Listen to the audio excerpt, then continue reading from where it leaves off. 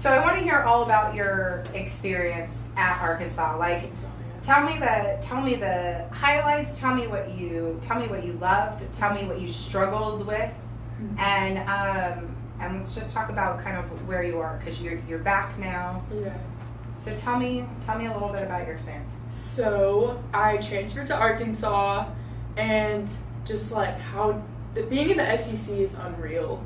Like, they have that commercial, it's like it just means more for like the SEC, and that is so true. Like, they go above and beyond for all of the athletes, every sport. When you say they go above and beyond, tell me a little bit about going above and beyond. Okay. It's not just like the facilities, and like we have the athletic cafeteria, we have the place where we can do our homework, everything's set up for us, but it's like the people too. Like, your coaches will go all like above and beyond for you, academic advisors. Everybody that I met was just incredible, and like they're with you every step of the way. Did you feel, because you were at another school first, and we don't have to highlight that, but you were at another school first, and tell me really the difference from coming from that particular program and then moving to Arkansas. You just saw like at a whole other level in terms of everything, your support, your academic support. Did they talk to you? So here's something I'm curious about. You know, when you're playing, it's about playing, and obviously you want to be the best you can be, but tell me a little bit about the career stuff. Did I know at LSU they talk a lot about LinkedIn. They helped athletes actually build resumes, and they had guest speakers come in. Did any of that happen for you guys, and did they talk about careers? Oh yeah, for sure. Like, the sports development programs, they had tons of guest speakers come in. They had career stuff all the time, like workshops. Like, I was part of this whole women board, so like there's a lot about like women empowerment. So you can get involved in a lot of stuff, and they're really active in that, and they make sure to contact the teams, reach out to everybody. So it's not just like the volleyball team that was going. We had like tennis there, and all the athletes, all the student athletes got to be a part of it. So. When you with your particular group, what did you do? Like with volleyball stuff? No, not with volleyball. Let's take volleyball aside. Okay. Let's talk about the career development stuff. Yeah. Because I'm really curious. I would love to know. You got involved in a women empowerment group. I love that. What did you guys do? So they kind of gave us specific roles. So some of the girls were into social media, doing that kind of stuff, advertising, or setting up like the room for events and stuff like that. And did you recruit other students on campus to come to talk about issues? Did you get involved in the community? I'm trying to understand, what was the purpose of your group? Well, that was just like one part, but they did try to get like some speakers involved, maybe from the campus. But most of the time it was like, I'm trying to think. Most of the time it was student athletes. I felt. But there was always an emphasis on wanting to reach out to the community more. There's tons of community engagement stuff. Okay. And like what? So there's like canned food drives and all that kind of stuff. There was shopping for like kids who were in need. So around like Christmas time, some of the athletes would go out and like shop for toys and all that stuff. So that was really cool to see. And who made the baskets, or who wrapped the gifts? It was mostly the athletes. I mean, we had the sports development people telling us what to do, but a lot of the times it was any of the athletes would come out and they would go shop with the kids, and it was really cool to see people. When you ended up getting involved in this, so you did this, and when you did the career, like when the career people would come in, what kind of guest speakers came in, and did you take advantage of it? Yeah. Honestly, did you take advantage of it? There was one, I'm totally blanking on her name right now. It was Christine something, I think, but she was all about, she had worked with like an Olympic team before, and she came in and she was all about like, it was a whole woman thing. So it was more just like empowering us, like not just in our sport, but just like in our everyday lives. And like that for us was important because as athletes, we put so much like of our self-worth in our sport. Right. And she talked to us about how like we can be like worth so much more besides just being an athlete. So that was really and transitioning into yeah, life. yeah. Do you? Just having confidence. I actually have somebody else that's gonna come see you. Oh yeah. That I kind of sprang on you, but I had a client that I worked with who went to LMU, and she played volleyball. She also played for John. No way. And he coached there That's so before cool. he came. Yeah. And she's doing a few things. She's a pro beach volleyball player now. And you know, kind of went through this whole athlete process and then had to really figure out what she wanted to do in her next steps. And I know for you, you're at this stage where you had such a love for the game, still have a love for the game. Yeah. You want to be involved, and you're just trying to figure out what, right? Exactly. Yeah, for sure. So, so let's talk about that. What do you think your strengths are?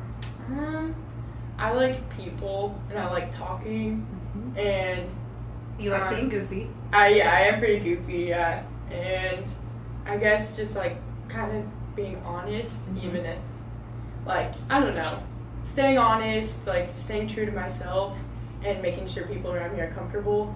I love that. I like just hearing people's stories, and I don't know, like staying active and being energetic, I guess. But Okay. yeah, I guess I'm still trying to find my strengths. I guess that's part of the finding out who you are after you're done playing. It's like, now what? Yeah, so like I hope I can transfer the stuff that I had as a teammate into my career.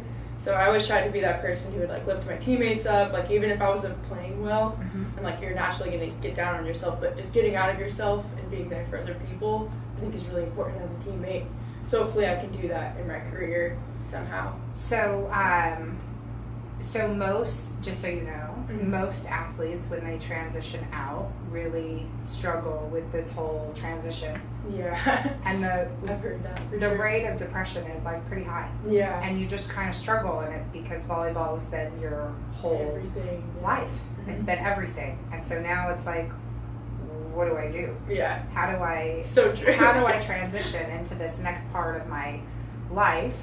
You know, how can I and naturally for you, you're wanting to incorporate everything that, you know, that you loved Yeah, for sure. and have it come together. So so it's very common for people to start thinking about coaching who have your passion and your fire. Yeah. Have you talked about coaching and have you thought about it? So I thought about it, but I kind of get nervous about it because I'm not the best with like I like doing like skill stuff and all that stuff. But to be completely honest, I still don't know rotations. I don't know like the super like the volleyball IQ stuff, all that. Like shoot, I am so over my head. So I could not be like a head coach or anything like that. But I would love. Because you wouldn't recognize Yeah, it. I would. So I appreciate your honesty. I never knew that. I totally appreciate your Yeah. honesty because that is actually really common when Yeah. do you know what's interesting? When I go to tournaments and teams are out of rotation, a lot of times I look to the coaches when I'm watching club tournaments, That's like one of my nightmares. and the club coaches don't all recognize that people are out of rotation. That is really, really, really common. That is over. Like when I played, like I just remembered the spots that I needed to go to, and that was it. And that was it. Yeah. And you wouldn't have recognized if you were out of rotation because you just knew. But that, you know what? You started 8th grade or freshman year? I think it was. Yeah, I was around 8th grade. So a lot of the emphasis in that training actually happens at a younger age. That makes sense. And there's a lot of people that don't understand the rotations. And I would say that the setters are probably the most prepared. Oh yeah, for sure. Well, they have to know like where everybody is and like the quarterback of the team, you know. So. But I feel like later on, it's not necessarily the emphasis that people. Yeah, like. it's more just like you Yeah. just know your position and Yeah. just keep on training in it.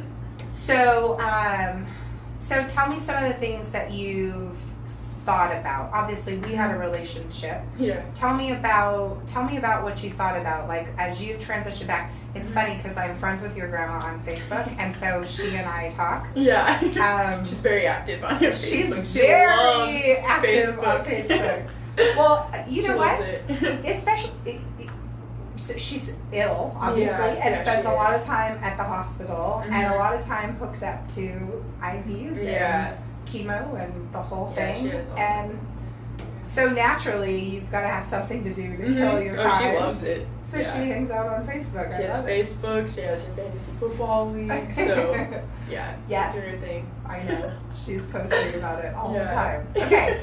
So seriously, your grandma reached out to me a year ago, and she said, Kelly's graduating, and you never know, she's gonna be needing a job soon. So and your grandma was so sweet. She's like, she is sweet. I'm going to live until she graduates. Oh She's like, I am going to be there. Yeah.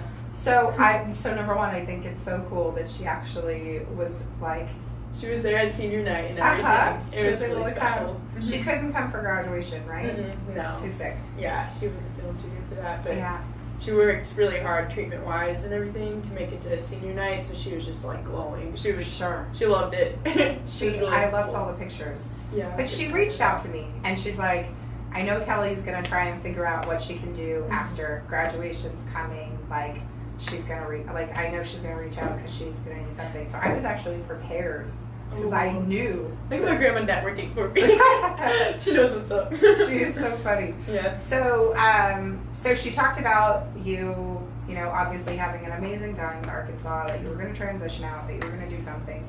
And so I've thought about you, and I've actually thought about you a lot. And I thought about you, so Sam and I have talked about you, and I talked about, so when I asked you, I said, like, what do you think your strengths are? Yeah. Sam, was it not word for word what she said?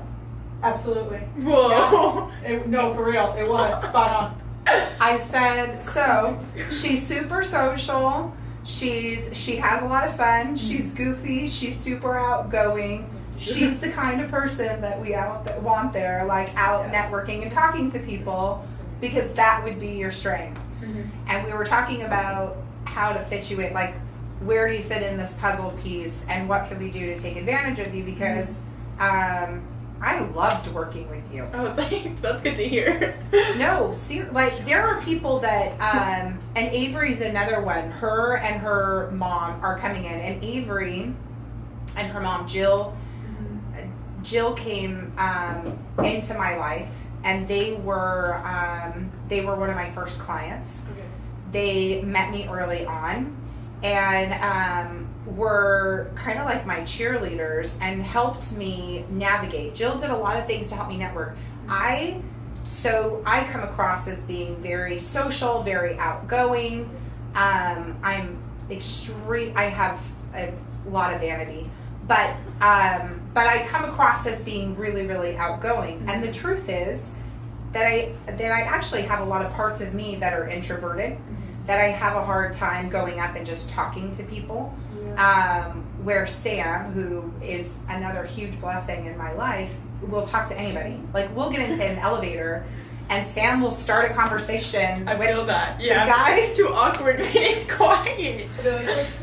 Like, she does. She talks. She's like, oh, are you like, whatever fucking team gear the person has in the elevator, she knows everything about the team, and she is like able to relate at a whole other level. There you go. Where I'm the person that's in the elevator that's like looking down and like what looking floor at my phone.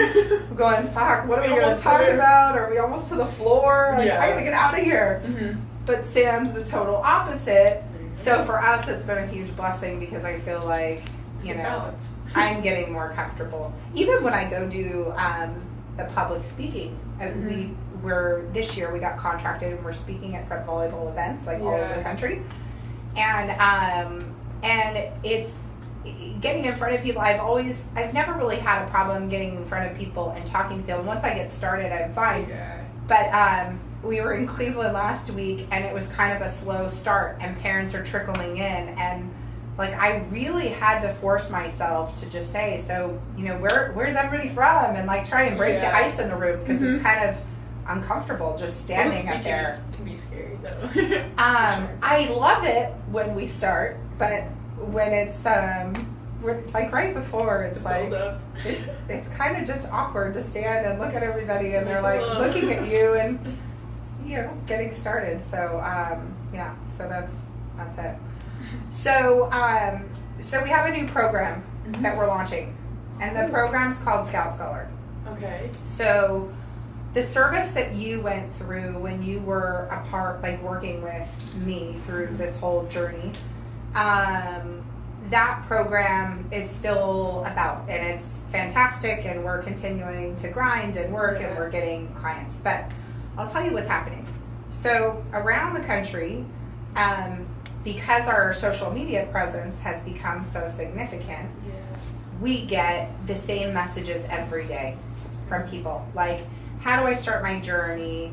I want to get started. What do I upload? Like, what needs to be in my video? People ask us the same stuff. They ask Sam coaching tips. They'll ask her, you know, they might ask her, what do I need in my highlight reel? But they might also ask her, like, what do I do to improve? How do I improve my game, right? And so it just got to this point. I had been developing an app called Beach Partner, and we had launched it. But as we launched and as we get into it, I start to realize that it wasn't right for me. Like, the whole business itself wasn't right for me. It wasn't right for my partner either. The idea is obviously a great idea, and everybody needs a partner for beach volleyball. But as I started to go through the business and really explore, I realized, unfortunately, after a 6-figure investment, I don't want to do this. And they wanted a lot more money before I could get to a place where I could monetize it. And I was looking at it and I'm like, this is not the business, like, this is not for me. And I knew I had to get out and do something else. And with Scout Scholar kind of became my solution and kind of the answer to my prayers, because it keeps me in my lane, right? It keeps me with recruiting, and it allows to just build this program, and it allows student athletes to be able to go on and explore every college program in the country. So it's a database, and the database allows you to search every program in the country. You can see commitments. You can actually see, so you can pull up the rosters. You can pull up the roster of any school, and you can see who's committed. Whoa. You can see, and you can see how you stack up too. Like, I'm a 5'7" setter. Oh, they're all 6'5". Yeah, everybody else on here is like over 6 feet. Like, this may not be the right fit for me. So you get the contact information for every college coach. You get access to all their social media channels. So you can actually find, like, the Arkansas volleyball program, like Insta account, Snapchat, everything. It's all on there. Wow. And we talk about using the social media as a recruiting hack. Like, you can find out what's going on with the team and then find a way to relate to the coach and the program and everything that's going on by using their social media. So It is important. we developed this whole program that is basically the $30 platform is like, you have access to the database to help you find all the programs, and you can search by major, you can search by division, you can search by location. There's all these different filters that you can use, and then all the schools pop up, and then you can start saving them and creating your targeted list of schools. Ooh. That's helpful. Yeah, then you have your dashboard, and it shows your target schools, so you can see every school that you've selected. You can take notes on what's going on in your recruiting process. So you can create a new note, like you could record a reminder, like, I need to call such and such coach next week, and create it as a reminder. And so what happens is you can sign up for either a daily email from Scout Scholar, or you can sign up for a weekly email, where it gives you notifications about anything that's happening in your college program. So, if there's a transfer, Oh wow. Yeah. if there's a new commitment, if there's a coaching change out of any of your target schools, you're going to get a notification to say, hey Kelly, there's been a coaching change at University of Arkansas, right? There's a new assistant coach, or there's a new head coach at University of New Mexico. Congratulations, John. Yeah. But there's a new head coach has been named at University of New Mexico, and if that was one of the schools that was on your target list, it shows there's a new coaching change. And so what's really neat about this is that it keeps you in the know with all of your college programs, with anybody that you've targeted. So that's the dashboard and the actual like program itself, like the software. That's $30 a month. Okay. For $59 a month, we have another program. And so that program is like an action plan. Okay. What we find, once you've actually created your targeted list of schools, and I know this was a common problem for you too, you're like, okay, Kara, you want me to email the coach, what do you want me to say? Yeah. And that's a common problem for everyone. Yeah. No one knows what to say, what to do, what are the next steps. And what I found is as I explored all these programs and we've talked to college coaches have said that they don't like the direct messaging systems that are on these platforms. Okay. So there's a couple of really popular recruiting sites that are out there that have a direct messaging system in them. Okay. And we hear from multiple coaches that they don't like the direct messaging system for a lot of reasons. Number one, it's another login and password that they need to organize and that they need to have. Yeah. But they don't particularly care for the whole messaging system as a whole. The other thing they don't like is sometimes they're watching film. They've looked at the video and they may be watching film and see your highlight, but they may find somebody else in the video that they're looking at. So they may watch the video 10, 15, 20 times, and the family is getting all excited and they're like, oh, you know, such and such school is super interested in us, and they've watched the video 25 times, and it sometimes sends the wrong message. Yeah, that's true. And so then the families kind of, they go into this whole spin, and then they start, kind of stalking the coach, if you will, and they start sending multiple emails. Like, I saw that you opened up my email, or I saw that you clicked on my video, or you've watched it 25 times. I'm interested. Why am I not hearing from you? So there's a creepiness aspect that goes into it. And the college coaches have said to Sam and I both that they've been extremely frustrated with this. One of the other things that I found is that there's no action plan. So great, you're bringing the knowledge out, but no one's really telling you what to do with it. It's about, creating your targeted list of schools, and it's about having an action plan so you know what to do every month as you go through the whole recruiting journey.